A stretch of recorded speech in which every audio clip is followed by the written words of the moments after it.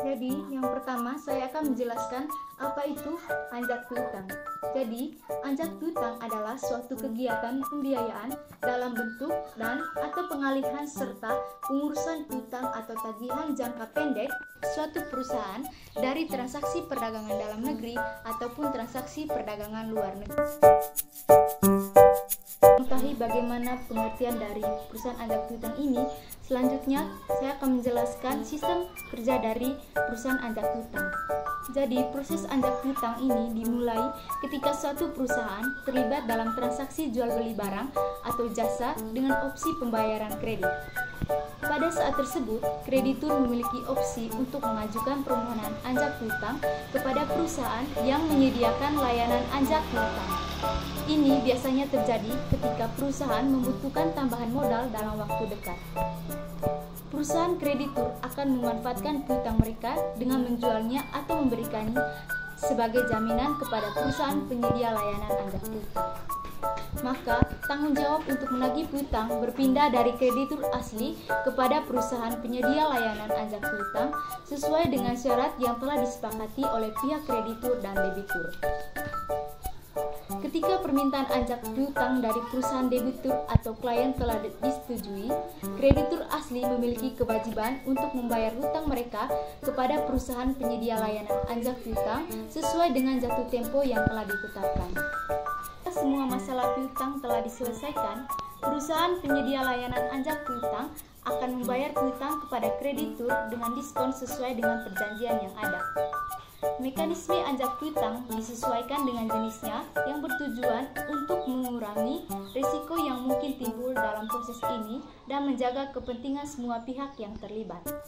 Dengan cara ini, perusahaan kreditur dapat lebih mudah mendapatkan modal pinjaman dan melakukan berbagai aktivitas usaha lainnya. Setelah kita mengetahui sistem kerja dari perusahaan anjak piutang ini, berikutnya saya akan menjelaskan kelebihan dan kekurangan dari perusahaan anjak piutang ini. Yang pertama adalah keuntungan. Yang pertama, menurunkan biaya produksi. Hal ini dikarenakan pembayaran yang dilakukan lebih cepat sehingga kegiatan usaha dapat memanfaatkan diskon harga dan diskon kuantitas dari suatu produk. Yang kedua adalah membantu meningkatkan sumber kredit, yakni dengan adanya fasilitas pembayaran lanjutan dari perusahaan meningkatkan daya saing dari dunia usaha, yaitu dengan timbulnya kemungkinan melakukan perdagangan secara open account. Yang ketiga adalah membantu peningkatan perolehan laba dari dunia usaha. Pengambil alihan risiko kerugian dunia usaha jika ternyata tagihan tidak bisa dicairkan.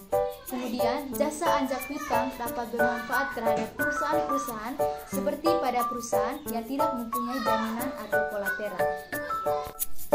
Yang berikut adalah kekurangan. Yang pertama adalah biaya relatif tinggi.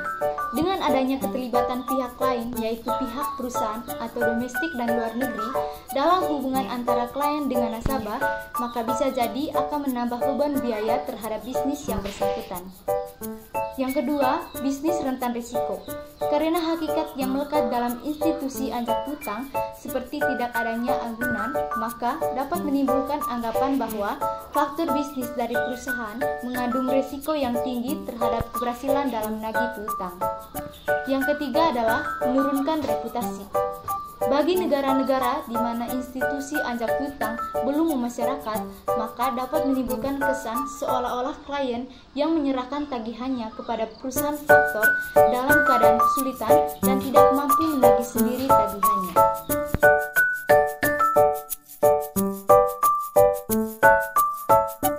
Oke teman-teman, sekian saja presentasi dari saya. Semoga dapat bermanfaat dan berguna bagi kita semua.